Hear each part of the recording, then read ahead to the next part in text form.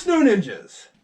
I'm Hans and welcome to BTTP. Today we have a video that I was hoping to never make. But let's face it, the winter season is upon us, resorts are already open. They're obviously requiring we take a lot of extra precautionary steps this season. Of course I'm referring to the elephant in the room, and that is, what is the best mask for you to wear on the mountain? And if I can help just one of you guys make some turns this season, it's worth it. Also, I'm no doctor. As such, I will only be grading these masks on 4 separate subjects, solely based on shredding the gnar. I don't care whether you want to wear them or not, and keep your political views and biased comments to yourself. However, if you would like to help out, please comment below and let me know what mask you can actually understand me through. As everyone's hearing is different, I did not want to include this in my review.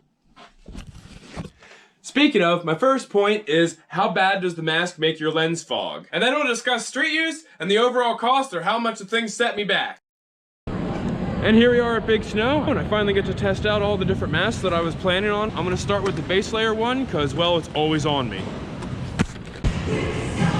So to be completely honest, I've been rocking this Indygo base layer now for a couple years, and I've never had any issues. So I'm gonna give it 5 out of 5 Jerry skiers for how awesome it stays in place. It very rarely even comes down over my nose, especially if it's pinched in my goggles.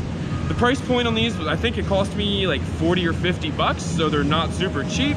If you can even find one, that's the other problem. So I'm gonna have to give this 2 out of 5 Jerry skiers for the price point, because I doubt you're gonna find one, and even if you do, it's gonna be terribly expensive. However, if you're lucky enough to find some Indygo base layers, definitely pick them up. They're hands down my second favorite right after Air Blaster, and they might even be my favorite, depending on the day.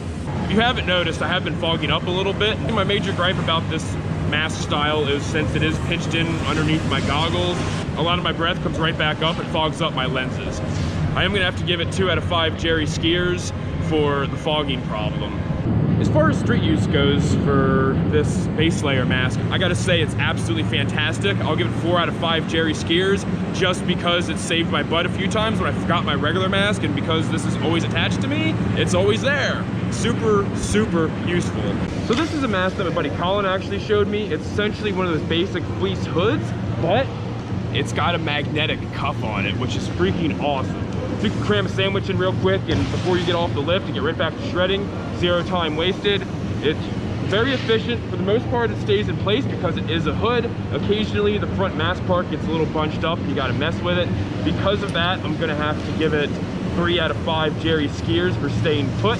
It was terribly expensive. I think it was $35 for a basic piece of fabric with some magnets.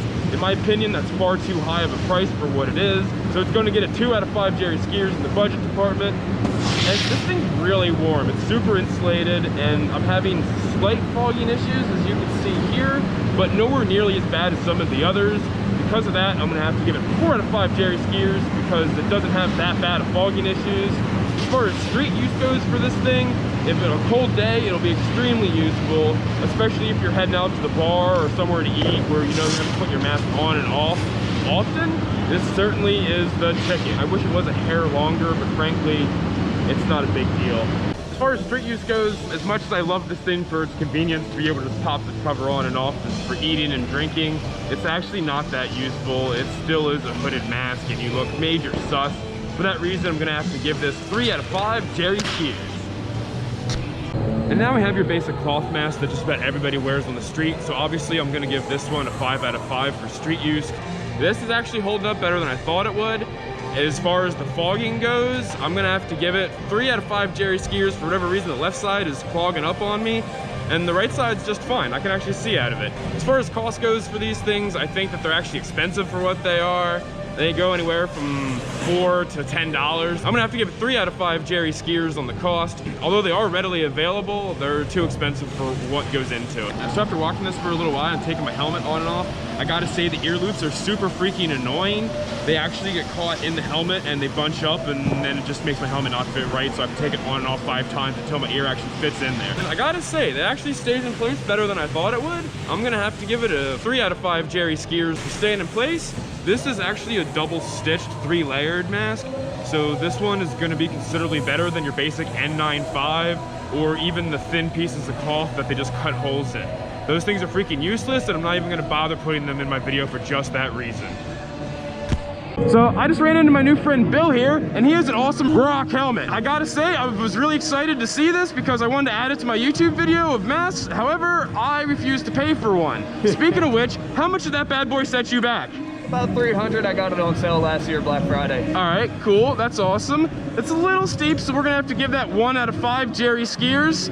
However, you said there are next to no fogging issues, correct? Yeah, no, I'll go 6 hours plus with this and barely anything around the edges, but that's about it. Do you wear it from inside of the fridge to where it's warmer in the back end? Does it still freeze or does it still I've done fog? it a couple times, yeah, doing a couple bathroom runs and no issue. Awesome. In that case, we're gonna have to give this 5 out of 5 Jerry skiers for anti-fog. Quick check, do you use any cat crap or any special aftermarket material? That's amazing. Definitely sticking with a 5 out of 5. As far as street use goes, I gotta say this thing, not so much. People might think you're a stormtrooper or gonna rob a bank. But with the Corona, I mean. Although, yeah, with all the crap, actually with all the crap going on now, they might think you're SWAT team and it might stir up a lot of panic. That's true too. Because of that, we're gonna have to give it 2 out of 5 Jerry skiers for street use. And then, how about accessibility? How easy is it to pop the front of this bad boy off to chug a drink? Nice. Yeah, that is super easy. Real quick, and it pops right back in. And you're good to go. Awesome. And because it's a helmet, obviously, I'll go out on a limb here and say you've never actually had it fall off when you fell? Oh God, no. In that case, 5 out of 5 Jerry skiers for staying put. Oh, definitely. I'd like to thank you so much for being a special guest star in my video today. Oh, hey, anytime. Here we just have the white scarf. I was hoping I could find my camouflage Rambo one, so it looked super cool, but no, of course not. So I had to go to my local flea market and pick up whatever they had. Fortunately, I was lucky enough to find knockoff Burberry scarf for $5. You can't beat that as far as pricing goes, considering the real ones are like absolutely ridiculous amounts of money. For that purpose alone, and the scarf was easy to come by, I'm gonna have to give it 5 out of 5 Jerry skiers. Although, when I'm on the lift and not moving too much, I don't have much fogging issues, but as soon as I start moving and I exhale hard, it goes right back up into my goggles. Unfortunately, because of that, I'm gonna have to give it 2 out of 5 Jerry skiers in the fogging department. As far as street use goes, this will work. It's very useful around town just to put it around your neck and forget about it on a colder day. I'll give it 4 out of 5 Jerry skiers. It does more or less stay in place. Occasionally I'll have the bottom part slide down. In the field of staying put, I'll have to give this 3 out of 5 Jerry skiers. Next up, we have the infamous balaclava. I have to give this a 4 out of 5 Jerry skiers, the staying put department, because it does come down over my nose a little bit and it does expose that. Otherwise, it stays put, so it's pretty solid. You can find these things for anywhere from $4 to $40 probably, depending on how much you want to spend. Because there's such a large price range in there, I'm gonna have to give it 5 Jerry skiers, because there are options and everybody loves options. I am getting a little bit of fog coming up from this, but honestly, it's nowhere nearly as bad as the Bandanna or even my base layer setup. So I'm gonna have to give it 4 out of 5 Jerry skiers for fogging issues. And I love this thing off the slopes too. I gotta give it a 5 out of 5 Jerry skiers because it stays on your neck, it's warm when you don't have it up, and it's just easy to put there and forget about it. And you can pull it on and off, no problems. So now we're doing the tried and true Bandanna. I gotta say, I've worn these a few times on the mountain, and I've even worn it here in big snow without the extra wind, and it still kept coming off. If you double knot the back, it's a little bit better, but to be honest, I gotta give it 2 out of 5 Jerry skiers for staying put because this thing is a nuisance. I am constantly messing with it. I'm gonna give it 1 out of 5 Jerry skiers for the goggle fog. It is absolutely insane how much moisture and humidity this thing just pushes up into the goggles. Even as I'm talking to you guys now, it's building up, which sucks. Also, the insulation on this thing's actually kind of warm because it does cover your whole face and is perfect for people with large beards. I give this thing 5 out of 5 Jerry skiers for cost because it gets the job done. I think it set me back maybe $1.50 or $2 on the high end. This is definitely my cheapest option besides those freebie masks that you get from Walmart. Street use for these is pretty great too because they're small and they fit in your pocket. I'm gonna have to give it 4 out of 5 Jerry skiers for outside of ski resorts.